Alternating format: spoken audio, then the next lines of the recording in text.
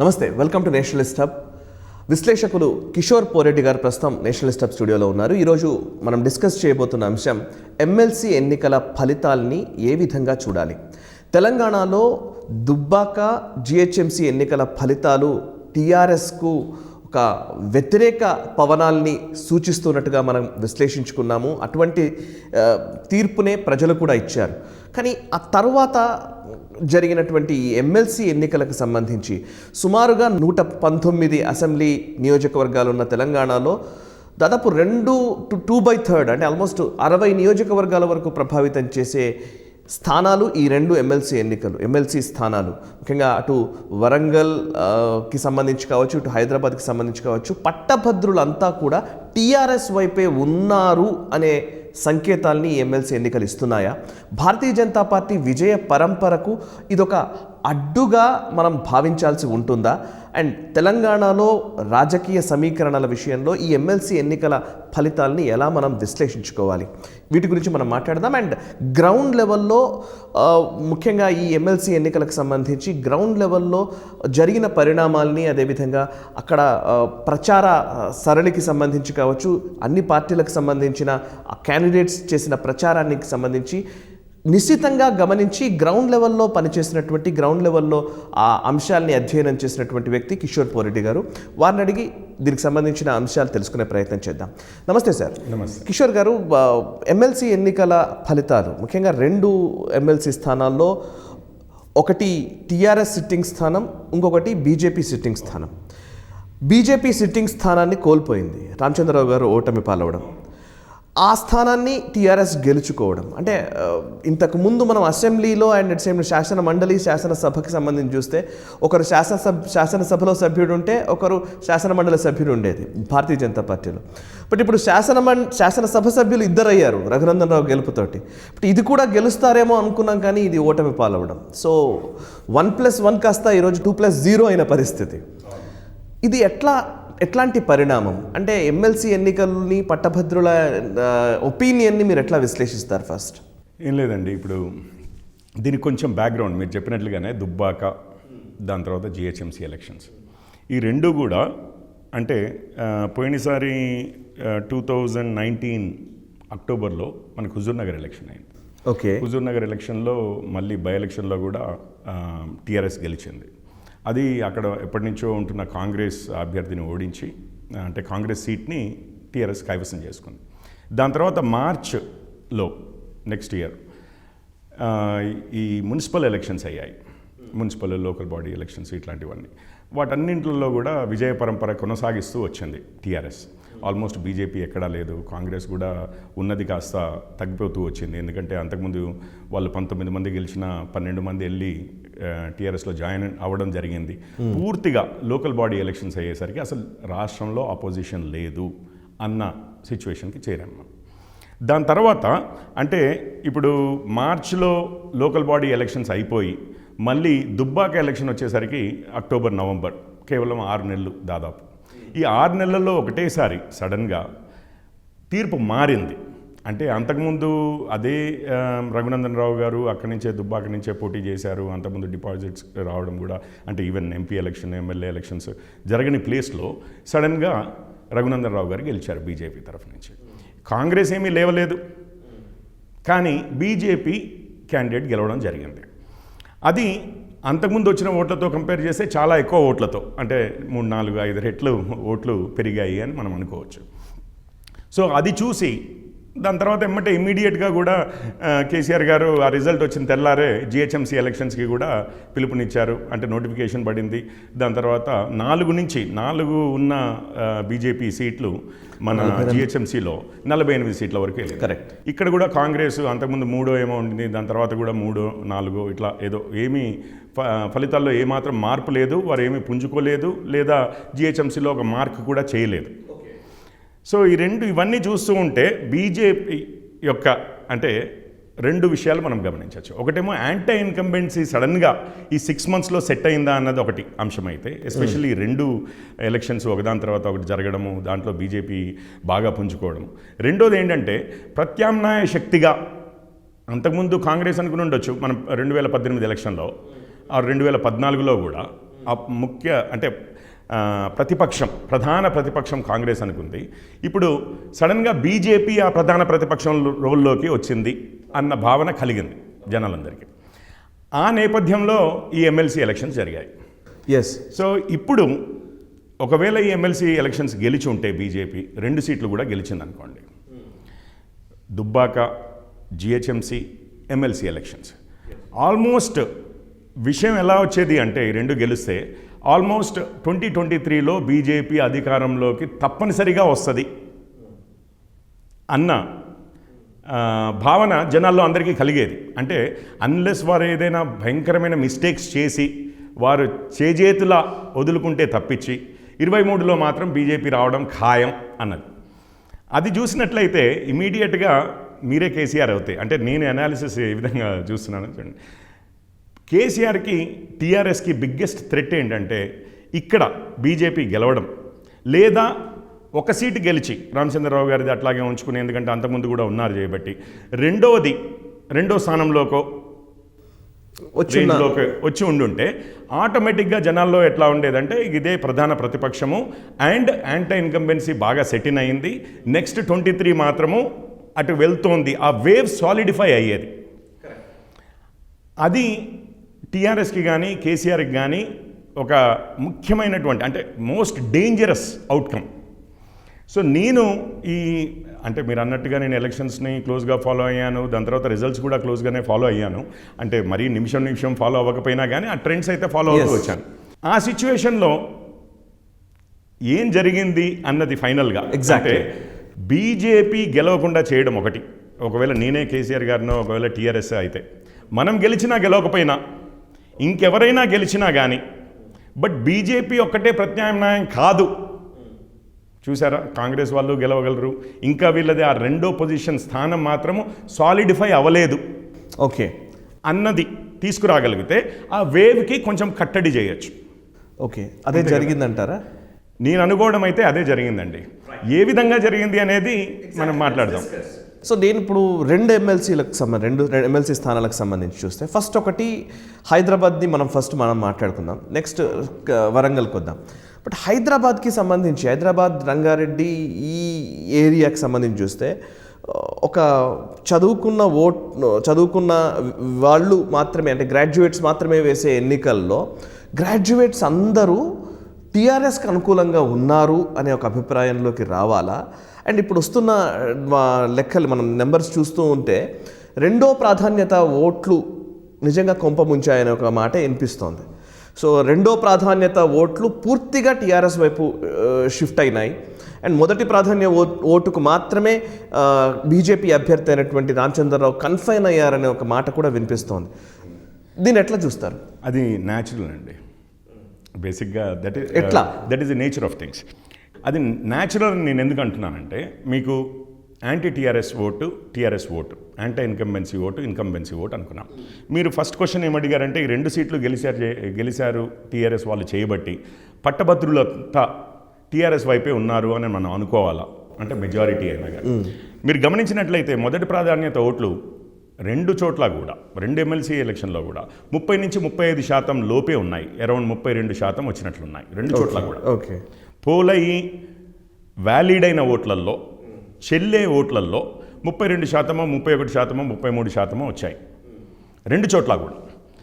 Opposition ఎందుకంటే నేను ఈ ఆపోజిషన్ అని ఎందుకు అంటున్నానంటే, మీరు అక్కడ 74 మందో 71 మందో ఎంతో పోటీ చేశారండి, ఇక్కడ 92 మంది ఏమో పోటీ చేశారు, 70 చిల్లర 90 చిల్లర మంది పోటీ చేశారు కదా, వీరందరినీ ఆపోజిషన్ మీరు ఎట్లా అంటున్నారు అని అనే సందేహం రావచ్చు గాక.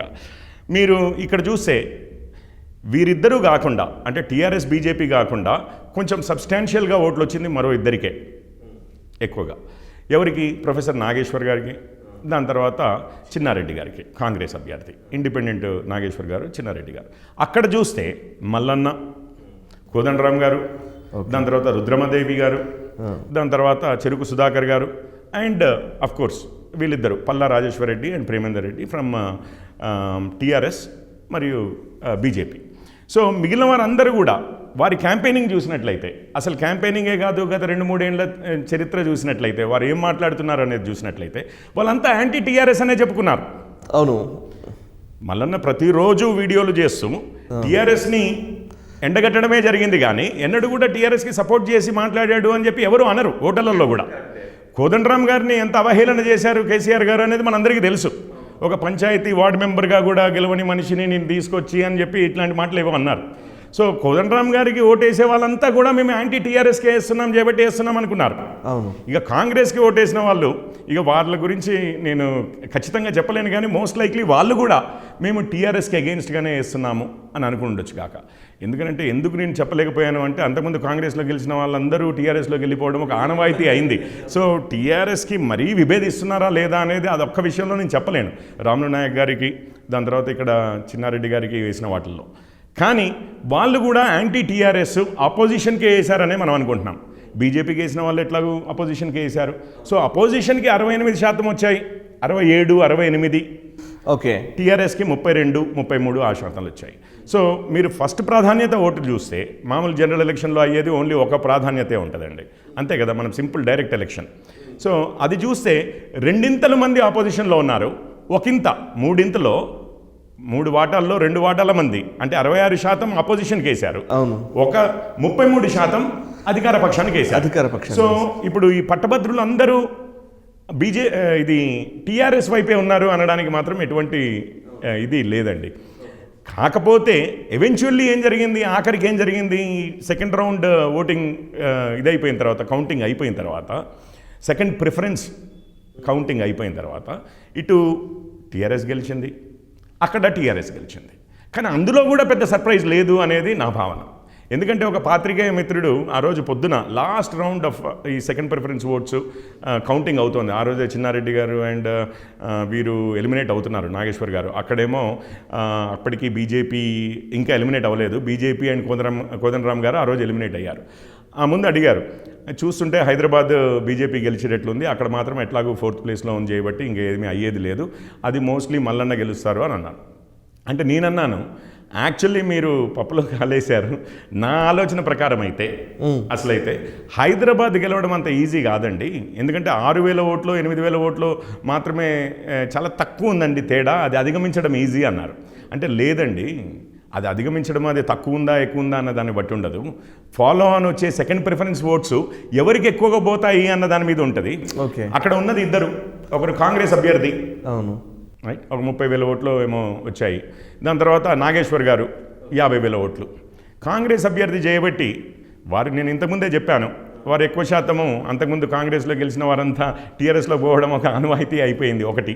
రెండోది ఏంటంటే కాంగ్రెస్కి ఓటేసేవారు ఫస్ట్ ప్రిఫరెన్స్. అటువైపు చూస్తే అక్కడ వాణిదేవి గారు ఉన్నారు, పివి నరసింహారావు గారు, మన తెలుగు ప్రధానమంత్రి, కాంగ్రెస్ ప్రధానమంత్రి, వారి కూతురు నిలబడున్నారు. Most likely second preference votes అటే ఎక్కువగా వెళ్ళే అవకాశం ఉంది. నాగేశ్వర్ గారు ఉన్నారు, నాగేశ్వర్ గారిది అయితే ఇక మీకు తెలుసు, నాగేశ్వర్ గారు కావాలనుకున్న వారు ఎవరైనా ఐడియాలజికల్లీ కాస్త అపోజింగ్ గ్రూప్ అండి బీజేపీకి. సో అసలు ఎక్కడ లేని, అంటే ఎవరిలో చూడనంతటువంటి మోడీ వ్యతిరేకత నాగేశ్వర్ గారి ఫాలోవర్స్లో చూస్తాం. సో ఆబ్వియస్లీ వాళ్ళు వేసినా కానీ ఇటు వాణిదేవి గారికి అంటే టీఆర్ఎస్కే వేస్తారు, కేసీఆర్నైనా సపోర్ట్ చేస్తారు, కానీ మోడీ మనిషిని మాత్రం సపోర్ట్ చేయరండి. అందువల్ల నేను అనేది హైదరాబాద్ మాత్రము బీజేపీ కష్టమే సెకండ్ ప్రిఫరెన్స్ ఓటు. అంటే నేను ఒక్కసారి కన్ఫైన్ అవుతే హైదరాబాద్లో మీరు చెప్తున్న లెక్క ప్రకారం ఫస్ట్ ప్రిఫరెన్స్ ఓటు ఆయా అభ్యర్థులకు పోయినా సెకండ్ ప్రిఫరెన్స్ అంతా గొంపగుత్తగా టీఆర్ఎస్ వైపే వచ్చాయంట. వైపు తప్పగా వచ్చాయండి, టీఆర్ఎస్ వైపు ఎక్కువ వచ్చాయి, బీజేపీ కన్నా ఎక్కువ వచ్చాయి, ఎందుకంటే అప్పుడే మార్జిన్ పెరిగింది. టీఆర్ఎస్ మార్జిన్ పెరిగింది, ఐడియాలజికల్లీ కొంచెం టీఆర్ఎస్ వైపు ఉంటుంది కాబట్టి. సో బేసికల్లీ ఏం జరిగిందంటే అవతల సైడ్ చూద్దాం మనం, వరంగల్, ఖమ్మం, నల్గొండ అక్కడ చూద్దాం. అక్కడ ఏమైంది, 1,10,000 ఓట్లు వీరికి పల్లా రాజేశ్వరరెడ్డి గారికి, సుమారు నెంబర్స్ చెప్తాను నేను, 80,000 ఓట్లు ఏమో వీరికి మల్లన్నకి, 70,000 ఓట్లు కోదండరామ్ సార్కి, దాని తర్వాత 40,000 ఓట్లు బీజేపీకి ప్రేమేందర్ రెడ్డి గారికి, ఒక 30,000 ఓట్లు కాంగ్రెస్కి వచ్చినాయండి.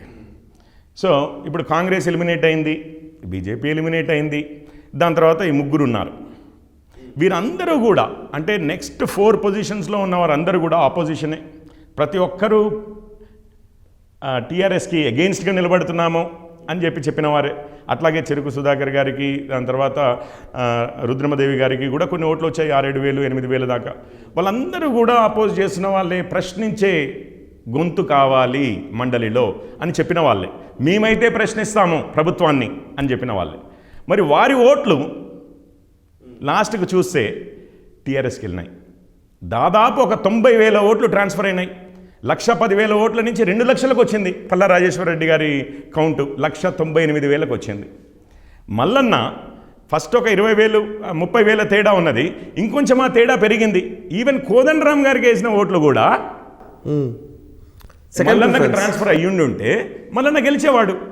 కానీ అవి కూడా రాజేశ్వరరెడ్డికే ఓట్లు పడ్డాయి. సెకండ్ ప్రిఫరెన్స్ రాజేశ్వరరెడ్డి గారికి, పల్లా గారికి ఎక్కువ పడ్డాయి. వెరీ ఇంట్రెస్టింగ్ ఇది. అవును, ఏది మన వీరికన్నా, మల్లన్న కన్నా. అంటే మొత్తం సీన్ మీరు అర్థం చేసుకుంటే ఏమైంది అంటే, ఇప్పుడు ఇది actually TRS versus non TRS జరగలేదని నా ఉద్దేశం అండి. ఇది బీజేపీ ఏదైతే ప్రత్యామ్నాయంగా తయారవుతుందో, ఇది అసలు అధికారంలోకి, మీకు తెలిసిందే ఎమ్మెల్సీ ఎలక్షన్లు అయితే అధికారం మారేది ఏం లేదు రాష్ట్రం, ఇప్పటికిప్పుడు జరిగిపోయేది ఏం లేదు. ఇప్పుడు వాణి వినిపిస్తామన్న వాళ్ళంతా కూడా రోజు వాణి వినిపిస్తూనే ఉన్నారు. ఆ విధంగానే మళ్ళీ మనకు తెలుసు. సో కొత్తగా వారు మండలిలో వినిపించేది కూడా ఏమీ లేదు. అయితే ఈరోజు అందుకనే నేనేమనుకుంటున్నానంటే, ఇది టీఆర్ఎస్ వర్సెస్ యాంటీ టీఆర్ఎస్ అవ్వలేదండి, ఇది బీజేపీ వర్సెస్ యాంటీ బీజేపీ ఫోర్సెస్కి అయింది. లాస్ట్కి చూస్తే మీకు ఇక్కడ ఫస్ట్ ప్రిఫరెన్స్ ఓట్స్ బీజేపీకి ఎన్ని వచ్చాయో అన్నీ మిగిలాయి, దాదాపు కొంచెం పెరుగుంటాయి. అంటే ప్రపోర్షనేట్లీ నేను చెప్తున్నాను, అక్కడ టీఆర్ఎస్కే పెరిగినాయి. ఇంతమంది ఏదైతే టీఆర్ఎస్ని అపోజ్ చేస్తూ మేము నిలబడి ఆ గొంతుగా వినిపించడానికే మేము వస్తున్నామో అన్న వాళ్ళకి ఎవరైతే ఓట్లు వేసారో, టీఆర్ఎస్ని అపోజ్ చేస్తున్నామంటూ ఓట్లు వేసారో, వాళ్ళంతా కూడా టీఆర్ఎస్కే షిఫ్ట్ అయ్యారు సెకండ్ ప్రిఫరెన్స్లో. సో ఇది మనం బీజేపీ వర్సెస్ అదర్స్ అనుకోవాలా, టీఆర్ఎస్ వర్సెస్ అదర్స్ అనుకోవాలా? నేనైతే ఇది బీజేపీ వర్సెస్ అదర్స్. బీజేపీ ఆ ప్రత్యామ్నాయంగా ఎదగడంలో అరికట్టడం వర్సెస్ ఎదగడం, ఈ రెండే ఆప్షన్స్. అది కేసీఆర్ గారికైనా అదే ఆప్షన్ ఉండింది, అంటే వీరిని ప్రత్యామ్నాయంగా ఎదగనీయకూడదు, ఎందుకంటే రేపు థ్రెట్ అయి కూర్చుంటారు 23లో. కోదండరామ్ గారికైనా అదే ఆప్షన్ అనిపిస్తోంది చూస్తుంటే రిజల్ట్స్. నాగేశ్వర్ గారికి అదే ఆప్షన్. మన రాణి రుద్రమదేవి గారు, చెరుకు సుధాకర్ గారు, ఎవరినైనా పేరు చెప్పండి ఇందులో, చిన్నారెడ్డి గారు, కాంగ్రెస్ వాళ్ళు అందరూ కూడా బీజేపీ ప్రత్యామ్నాయంగా ఎదగకుండా గెలిస్తే మనం గెలుద్దాం, అప్పుడు బీజేపీ ఓడిపోతుంది. మనం గెలవకపోతే బీజేపీ ఓడిపోవాలి అంటే టీఆర్ఎస్కి వేద్దాం. ఓకే, ఇది ఒక స్ట్రాటజీ లాగా అనిపిస్తుంది. అంటే అట్లీస్ట్ మరి వారు అందుకే ఇదైందో లేదో ఇంతమంది ఇండిపెండెంట్స్ నిలబడ్డారండి ఈసారి. అందరూ కూడా అగెయిన్స్ట్ అంటూనే ఉన్నారు. అంటే లాస్ట్కి నాకేమనిపిస్తుంది అంటే, ఓటర్లు టీఆర్ఎస్ని ఓడిద్దామనే మొదలయ్యారు. కానీ ఎవరు ఇది ఒక స్ట్రాటజీ ప్రకారమైందో, ఇది ఒక యాక్సిడెంట్ ప్రకారమైందో అది ప్రజలకు వదిలేద్దాం. కానీ ఓటర్ల ఇంటెన్షన్ టీఆర్ఎస్ని ఓడిద్దామనేది మాత్రము ఫైనల్గా 4 రోజులు సినిమా అయిపోయేసరికి టీఆర్ఎస్ గెలిచే విధంగా మారింది. అది కావడానికి ఏవైతే ప్లేస్లో ఉండాలో అవన్నీ కూడా ప్లేస్లోకి ఎలక్షన్లకి ముందే వచ్చేసాయి అంటున్నాను. ఓకే, సో ఇప్పుడు మీరు చెప్పిన దాంట్లో ఒక చిన్న అంశం, ఇప్పుడు చాలా ఇంట్రెస్టింగ్ వ్యాఖ్య మీరు చేశారు. సో ఇది టీఆర్ఎస్ వర్సెస్ రెస్ట్ అని అనిపించింది మొదట్లో. బేసికలీ వరంగల్కి సంబంధించి చూస్తేనైతే ఇంతమంది నాయకులు లైక్ తీన్మార్ మల్లన్న కావచ్చు, లేకపోతే చెరుకు సుధాకర్ గారు కావచ్చు, రాణి రుద్రమ కావచ్చు, ఈవెన్ ప్రొఫెసర్ కోదండరామ్ కావచ్చు, వీళ్ళంతా కూడా టీఆర్ఎస్ను గద్దెదించడమే లక్ష్యంగా పనిచేస్తున్నట్టుగా మొదలైంది. బట్ వేరాజ్ మీరు చెప్పిన లెక్క ప్రకారమే ఇందులో సెకండ్ ప్రిఫరెన్స్ ఓట్లు, వీళ్ళకి వేసిన ఓట్లలో సెకండ్ ప్రిఫరెన్స్ ఓట్లు అన్నీ టీఆర్ఎస్కి షిఫ్ట్ అయ్యాయి. అవునండి, ఇది నిజంగా ఎందుకు ఇట్లా జరిగి ఉంటుంది? నిజంగా టీఆర్ఎస్ పట్ల వ్యతిరేకత ప్రజల్లో లేనట్ట, లేకపోతే టీఆర్ఎస్ పట్ల ఉన్న వ్యతిరేకత బీజేపీ ఎన్కాష్ చేసుకోలేకపోయిందా? బీజేపీయే లీడ్లో ఉండకుండా ఉండడం కూడా, ఐ మీన్ మేబీ క్యాండిడేట్ పరంగానా లేకపోతే పార్టీ పరంగానా? నేను అనుకోవడం అయితే మోర్ దెన్ ఎనీథింగ్ ఎల్స్ అండి. మనకు ముందే తెలుసు కేసీఆర్ గారు ఈజ్ అ బ్రిలియంట్ స్ట్రాటజిషియన్. ఓకే, ఇప్పుడు 32% మీకు ఓటు ఉండి, అంటే చెప్తున్నాను, అంటే నాకు వారి ఆ పొలిటికల్ నీతిలో నాకున్న నమ్మకం కావచ్చు, పోనీయండి, వేరేది ఏమైనా అందులో మరి వారు అలా చేసి ఉండకపోవచ్చు, నేనే ఎక్కువ వారిని నమ్మి వారే చేసి ఉండొచ్చు అని అనుకుంటున్నానేమో. కానీ ఇప్పుడు 32% మనకు వస్తుంది అని మనకు సర్వేల ద్వారా తెలిసినప్పుడు, ఆపోజిషన్ మాత్రము అంటే 68% ఉన్నప్పుడు, మనం గెలవాలి అంటే మనం చేసే ఎవరైనా కానీ ఆలోచించే ప్రక్రియ ఏంటంటే ఆపోజిషన్ని డివైడ్ చేయడం. ఇప్పుడు నాకు ఒకటి అర్థం కానిది ఏంటంటే అండి, కోదండరామ్ గారు ఉన్నారు, మల్లన్న గారు ఉన్నారు, దాని తర్వాత సుధాకర్ గారు ఉన్నారు, రుద్రమదేవి గారు ఉన్నారు, అందరూ కూడా ఉద్యమంకి సపోర్ట్ చేశాము, రైట్, అందరం కూడా కలిసి పనిచేసాము. అంతకుముందు అందరం కూడా యాంటీ టీఆర్ఎస్ఏ అన్నారు, కానీ ఒక్కరిని నిలబెట్టలేకపోయారు. అందరూ 4 నిలబడవలసి వచ్చింది, 5 నిలబడవలసి వచ్చింది. రైట్, అది ఫస్ట్ ఇదండి నాకు వచ్చిన క్వశ్చన్, ఎందుకు 5 నిలబడాల్సి వచ్చింది? 5 నిలబడ్డారు, సరే, రైట్. అందరూ మళ్ళీ ఒకటే సింగిల్ పాయింట్ అజెండా అన్నారు, ప్రశ్నించే గొంతు అన్నారు, రైట్. అందరూ ఐడియాలజికల్లీ సిమిలర్ లైన్స్లో ఉంటారు. ఇక్కడైనా కానీ నాగేశ్వర్ గారు ఉన్నారు, వారు యాంటీ టీఆర్ఎస్ కాదా? ఏమో మరి, నాకు అంటే వారిని ఎక్కువగా విశ్లేషిస్తే అవునో కాదో అనేది డౌట్ వస్తుంది, కానీ బట్ వారు బయటికి చెప్పేది మాత్రము నేను టీఆర్ఎస్కి యాంటీగానే ఫైట్ చేస్తున్నాను, నాది కూడా వాణి వినిపిస్తాను అని అన్నారు, రైట్. సో కానీ ఇంత డివైడ్ అయ్యి ఆపోజిషన్ డివైడ్ అవ్వడం వల్లే కదా ఫస్ట్ రౌండ్లో అయితే రిజల్ట్ రాలేదు. సెకండ్ రౌండ్కి వచ్చేసరికి అది మళ్ళీ ఇప్పుడు వీళ్ళల్లో వీళ్ళే, రైట్. ఒకరికి మరి వాళ్ళ ఫాలోవర్స్కి ఏం మెసేజ్ వెళ్ళిందో కానీ అది టీఆర్ఎస్కి ట్రాన్స్ఫర్ అయింది. ఓకే, టీఆర్ఎస్కి ట్రాన్స్ఫర్ అయింది. ఎందుకంటే అంటే ఇప్పుడు చిన్నారెడ్డి గారే కానివ్వండి, అక్కడ నేను చెప్పాను ఏ రీజన్స్ వల్ల అని, and candidate selection TRS side నుంచి వారు వాణిదేవి గారిని నిలబెట్టడము, అది కొంత ప్రజల్లో కాస్త పివి నరసింహారావు గారి మీద ఉన్న గౌరవము. మీరు చూస్తే కూడా ఆ మూమెంట్లో వాళ్ళు పోస్టర్స్ వేసిన దాంట్లో పివి నరసింహారావు గారిది చాలా పెద్ద ఫోటో వేసి వారి అమ్మాయి అని చెప్పి వారు కూడా పివి నరసింహారావు గారి కూతుర్ననే మనందరికీ పరిచయం చేసుకున్నారు.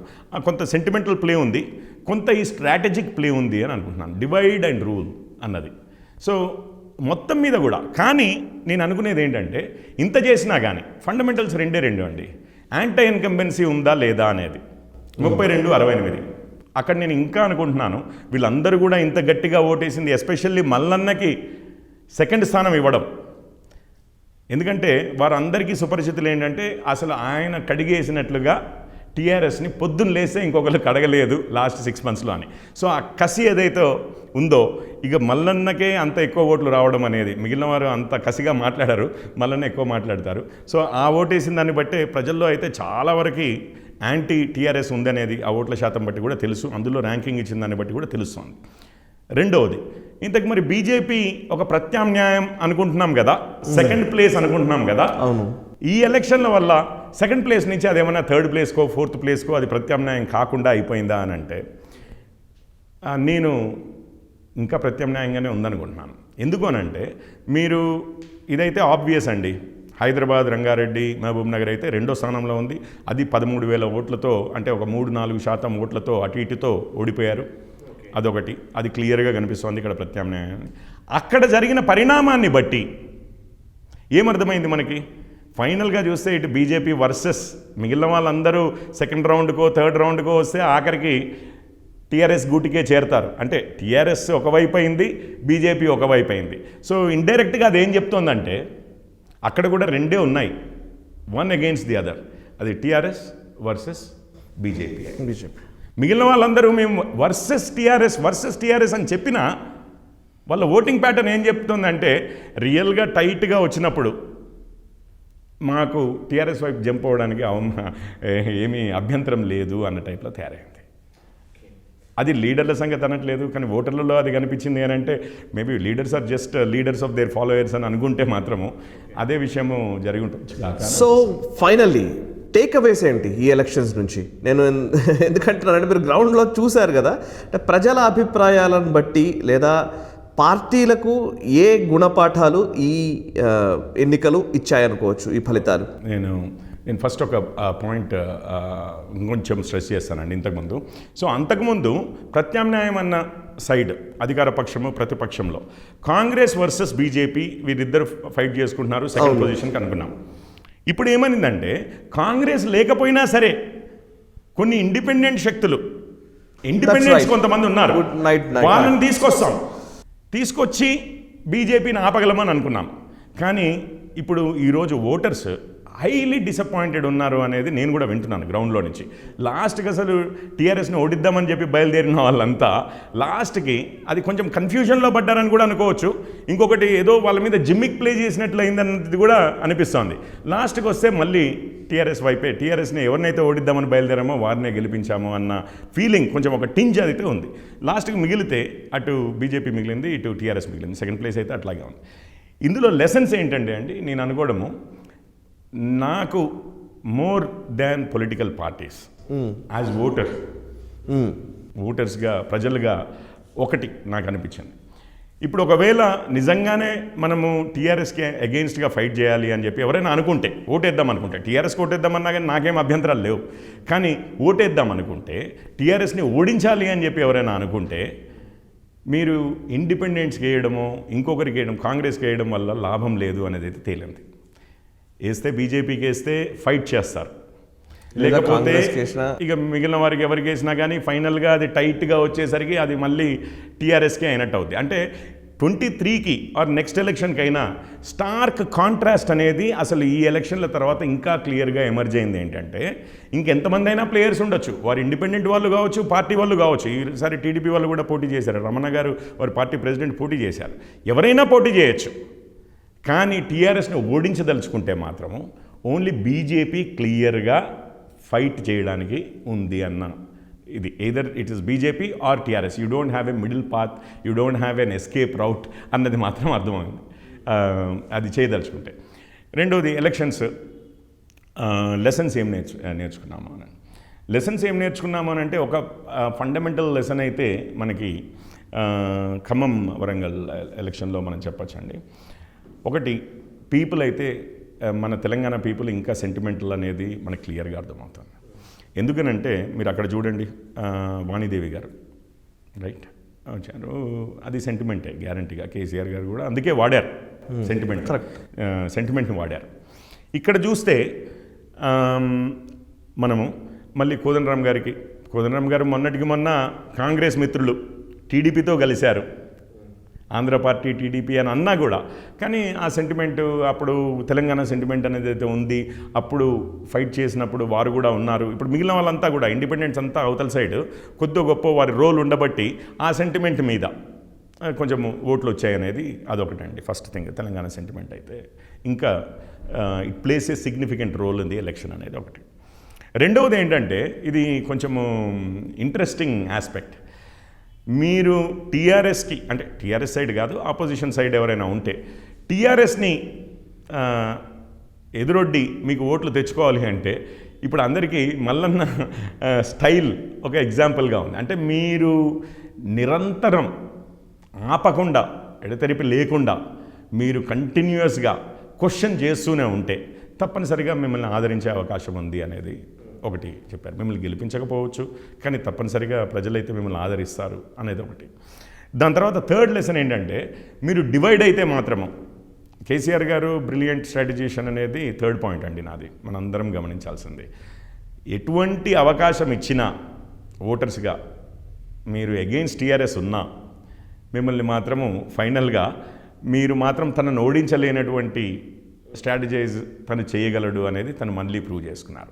సో బీజేపీ, పర్టికులర్లీ బీజేపీ ప్రతిపక్ష పార్టీగా ఒక ఇమేజ్ని సంపాదించుకోగలిగింది ఒక 2 ఎలక్షన్స్ తోటి. ముఖ్యంగా దుబ్బాక అండ్ జిహెచ్ఎంసీ తర్వాత ఆ వాతావరణం బిల్డ్ అయింది. కానీ ఇదంతా కూడా పాలపొంగు మాత్రమేనని టీఆర్ఎస్ పదే చెప్తూ వస్తోంది. సో బీజేపీని అనలైజ్ చేస్తే మీరు అంటే బీజేపీ పర్ఫార్మెన్స్ విషయంలో ఈ రోజున్న పరిస్థితుల్లో టీఆర్ఎస్ చెప్పిందే నిజమని మీరు చెప్తారా, లేకపోతే నిజంగా ఇంకా ఏమైనా వర్క్ చేయాల్సినవి ఉన్నాయా? భారతీయ జనతా పార్టీకి మీరు ఏమైనా అంటే మీరు ఇచ్చే వాళ్ళు నేర్చుకోవాల్సిన పాఠాలు ఏమైనా ఉన్నాయా? ప్రజలు తప్పనిసరిగా ప్రతిపక్షం కోసం చూస్తున్నారు, ఒక ఛాలెంజర్ కోసం చూస్తున్నారు, అండ్ ఎక్స్పెరిమెంటేషన్ చేయడానికి రెడీగా ఉన్నారు. అది మాత్రం మనకు తెలిసింది, రైట్. సెకండ్లీ, బీజేపీ సైడ్ చూసినా కానీ అంతకుముందు ఎప్పుడు బీజేపీ సెకండ్ స్థానంలో లేదు. ఇప్పుడు చూస్తే కూడా అక్కడికే వచ్చింది. కాంగ్రెస్ ఆల్మోస్ట్ కనుమరుగు అయిపోయింది అన్న కన్ఫర్మేషన్. ఎందుకంటే అంతకుముందు వాళ్ళు జిహెచ్ఎంసీలో పెద్దగా లేరు, మేము దుబ్బాకులో అంతకుముందు వచ్చిన ఓట్లు మాకు మళ్ళీ వచ్చాయి, కొంచెం అటు ఇటుగా థర్డ్ ప్లేస్ అప్పుడు ఉండే అన్న టైప్లో ఉన్న పరిస్థితి. ఈ ఎలక్షన్లలో మీరు మొత్తము రాష్ట్రం మొత్తం జరిగింది కదా, దాదాపు 2 వంతుల వరకు అయిపోయింది. 70 చిల్లర అసెంబ్లీ స్థానాల్లో జరిగిందండి, 70 పైచిలకు. సో కానీ చాలా సారీ ఫిగర్ కట్ చేసింది Congress. So Congress is no longer a viable option as a ప్రతిపక్షం, ప్రధాన ప్రతిపక్షం అనేది సెటిల్ అయిపోయింది. ఇక్కడంతా కొంచెం నాయిస్ జరిగింది ఈ ఎలక్షన్లో. ఆ నాయిస్ ఏంటంటే ఇండిపెండెంట్స్.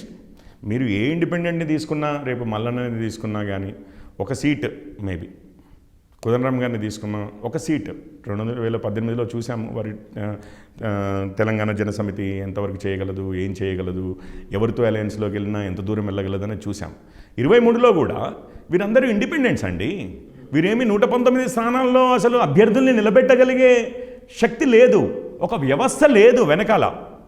బట్ ఇండివిజువల్గా అక్కడ ఇక్కడ కొన్ని స్పార్క్స్ అయితే అవి గ్యారంటీగా ఉంటాయి ఏ ఎలక్షన్లో అయినా. కానీ నేను అనుకోవడం అయితే ఈ ఎలక్షన్ ద్వారా ఎంత ట్రై చేసినా, గెలుపోవటంలో ఏమి జరిగినా కూడా ఎంత ట్రై చేసినా ఆ బీజేపీయే ప్రత్యామ్నాయం అన్న ఫీలింగ్ని మాత్రము కట్ చేయలేకపోయారు, ఆపలేకపోయారు. మీకు అది ఎప్పుడు వచ్చేదంటే కాంగ్రెస్ గెలిచి ఉంటే ఏదైనా ఒక సీటు, నాట్ ఇండిపెండెంట్స్. ఇండిపెండెంట్స్ ఎన్ని గెలిచినా ఎమ్మెల్సీలో అంతకుముందు కూడా ఉన్నారండి. నాగేశ్వర్ గారు కూడా ఒకప్పుడు ఎమ్మెల్సీ, ఇంతే కదా. ఇండిపెండెంట్స్ చాలా వరకు MLC elections are different from MLA elections. Independents గెలుస్తూ ఉంటారు. కానీ కాంగ్రెస్ ఒక పార్టీ గెలిస్తే, ఒక టీడీపీయో ఒక కాంగ్రెసో వైఎస్ఆర్సీపీయో, ఇప్పుడు అవి రెండు లేవనుకోండి, ఒక కమ్యూనిస్ట్లో ఏదో ఒక పార్టీ గెలిస్తే అప్పుడు మీరు అనొచ్చు ప్రత్యామ్నాయం, ప్రతిపక్షం. ఇది ప్రతిపక్షం కాదు, కేవలం ఒక ఎమ్మెల్సీ ఇండిపెండెంట్ గెలిస్తే. కానీ ప్రతిపక్షం కావాలంటే ఒక పక్షం అనేది ఉండాలి కదా. ఆ పక్షం అంటే ఒక ఆర్గనైజ్డ్ పార్టీ ఉండాలి. అది కాంగ్రెస్ గెలిచి ఉంటే ఈ రెండిట్లలో ఒకటి గ్యారంటీగా ఆ డౌట్ తెప్పించగలిగేవారు. మరి అది ఎంత ట్రై చేసినా, ఈవెన్ కేసీఆర్ గారికి కూడా నేను అనుకోవడము అది పాసిబుల్ అవ్వలేదేమో కాంగ్రెస్ని గెలిపించడం. అంత అవసాన దశకి వెళ్ళిపోయింది కాంగ్రెస్ అన్న ఫీలింగ్ వచ్చింది. ఒకవేళ అంటే వారి స్థానంలో నేను ఉండుంటే, అంత బ్రిలియంట్ స్ట్రాటజీషియన్ అయిండుంటే నేను చేసి ఉండేది, నాకు ఒక ఎమ్మెల్సీ సీట్ పోతే ఏం పోయేది లేదు టీఆర్ఎస్కి. కానీ కాంగ్రెస్ గెలిచి ఉంటే బీజేపీకి చాలా దెబ్బ పడేది ఆ సెకండ్ ప్లేస్ అనేది. కానీ కాంగ్రెస్ ఏ పరిస్థితుల్లో ఉందంటే, ఈవెన్ కేసీఆర్ గారు ఎంత ట్రై చేసినా కానీ దాన్ని అయితే గెలిపించలేము అన్న పరిస్థితిలో ఉందన్న ఫీలింగ్ వచ్చేసింది. యాక్చువల్లీ ఇంకా హైదరాబాద్లో అయితే కాంగ్రెస్ ఓటు కూడా either it has to go to BJP or it has to go to TRS. Vanidevi గారిని నిలబెట్టడంతో అసలు పూర్తిగా దాన్ని సమిసిపోయినట్టు అయిపోయింది అన్న విషయం మనకు అర్థమైపోయింది. సో నెంబర్ 1, నెంబర్ 2 అయితే ఇదే ఉంది. 2023లో అయితే మనం పోటీ చూసేది, ప్రజలు ఎక్స్పెక్ట్ చేసేది కూడా ప్రత్యామ్నాయమో ప్రధాన ప్రతిపక్షమో అంటే మళ్ళీ బీజేపీ ఉంది అన్నదైతే నా అనుమానం. అంటే 2 biggest players are the 2 most significant players in Telangana politics, number 1 and 2 going forward, అంటే ముందు కాలంలో ఇవి రెండే అనేది మాత్రము ఒక విధంగా అనుకోవచ్చు అండి. Yeah, right sir. Thank you very much Kishore Paureddy గారు. థ్యాంక్ యూ వెరీ మచ్ మీ అనాలిసిస్ అందించినందుకు. సో చూసారు కదా, అది 2 ఎమ్మెల్సీ స్థానాల్ని టీఆర్ఎస్ కైవసం చేసుకుంది. అయితే భారతీయ జనతా పార్టీ తన సిట్టింగ్ స్థానాన్ని కోల్పోవడం, ఒక రకంగా చెప్పాలంటే ప్రధాన ప్రతిపక్షంగా ఉన్న బీజేపీ అధికారమే పరమావధిగా పనిచేస్తున్న టైంలో, ప్రజల నుంచి ఆదరణను పొందుతున్న టైంలో ఒక రకంగా ఇదొక డేంజర్ బెల్స్ని ప్రజలు బీజేపీకి అందించారు, ఆ సంకేతాన్ని ఇచ్చారనడంలో సందేహం లేదు అనిపిస్తోంది. అండ్ ఈ 2 ఎమ్మెల్సీ స్థానాల్లో ముఖ్యంగా టీఆర్ఎస్ వర్సెస్ ఆల్ అని అందరం ముందు అనుకున్నాం. కానీ టీఆర్ఎస్ వర్సెస్ ఆల్ కంటే కూడా బీజేపీ వర్సెస్ ఆల్ అన్నట్టుగానే ఫలితాల సరళి కనిపిస్తోంది అనేది కిషోర్ పౌరెడ్డి గారి విశ్లేషణ. And let's wait and see ఈ ఎమ్మెల్సీ ఎలక్షన్స్ ఫలితాలు రాబోయే రోజుల్లో ఎటువంటి సమీకరణలకు తెరతీస్తాయి, ఇంకా ఎటువంటి ఈక్వేషన్స్ మనం చూడబోతున్నాము, భారతీయ జనతా పార్టీ తన పంథాలో ఏమైనా మార్పులు చేర్పులు చేసుకుంటుందా? Let's wait and see. చూస్తూనే ఉండండి నేషనలిస్ట్ హబ్, మనసా వాచా కర్మణ, దేశ హితం కోసం. Thanks for watching nationalist hub. మీ అమూల్యమైన సలహాలను కామెంట్స్ రూపంలో తెలుపుతూ వీడియోను లైక్ చేయండి, 10 మందికి షేర్ చేయండి. జై హింద్.